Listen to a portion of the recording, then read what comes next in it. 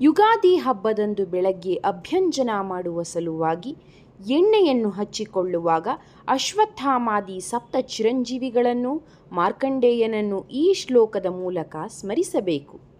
Ashwatthama ಬಲಿರ್ವ್ಯಾಸ ಹನುಮಾಂಶ್ಚ Vibhishana ಕೃಪಃ ಪರಶುರಾಮಶ್ಚ ಸಪ್ತೈತೆ ಚಿರಂಜೀವಿನಃ.